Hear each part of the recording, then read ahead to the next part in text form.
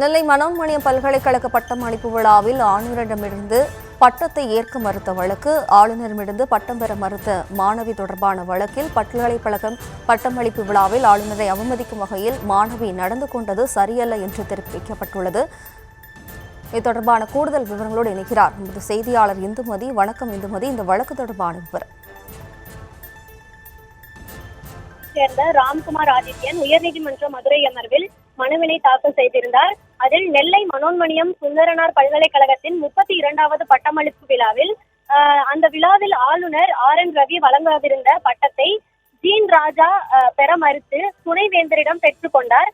இதனைத் தொடர்ந்து பல்கலைக்கழக சட்டப்படி வேந்தரே பல்கலை தலைவர், துணைவேந்தர் வேந்தர் இல்லாத போது மட்டுமே பட்டத்தை வழங்க முடியும் எனவும், இந்த வேந்தரிடம் பட்டம் பெற மறுத்தது சட்ட மீறல் எனவும், அப்போது தமிழ்நாட்டிற்கு ஒன்றும் செய்யாத ஆளுநரிடம் நான் ஏன் பட்டம் வாங்க வேண்டும் என மாணவி கூறியிருக்கிறார். துணைவேந்தரிடம் இருந்து பட்டம் பெற்ற பட்டம் செல்லத்தக்கது அல்ல, எனவே அதனை ரத்து செய்ய உத்தரவிட வேண்டும் என இந்த வழக்கு முடியும் வரை மாணவியின் பட்டம் செல்லுபடியாகும் தன்மைக்கு இடைக்கால தடை விதிக்க வேண்டும் என கூறியிருந்தனர். இந்த மனுவில் இந்த வழக்கு விசாரணைக்கு உகந்ததா இல்லையா என்பதற்கான நீதிபதிகள் ஜெயச்சந்திரன், KK ராமகிருஷ்ணன் அமர்வில் விசாரணைக்காக பட்டியலிடப்பட்டிருந்தது.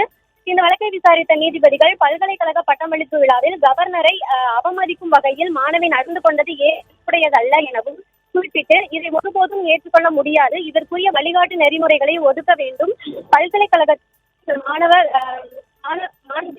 வேண்டும் என இளைய தலைமுறையினருக்கு உரிய வழிகாட்டும் தெரிவித்திருந்தார்.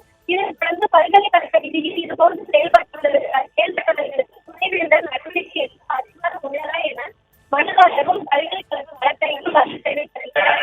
அதே நிலையில் வழக்கு விசாரணைக்கு உகந்ததா இல்லையா என்பதை முடிவு செய்வதற்காக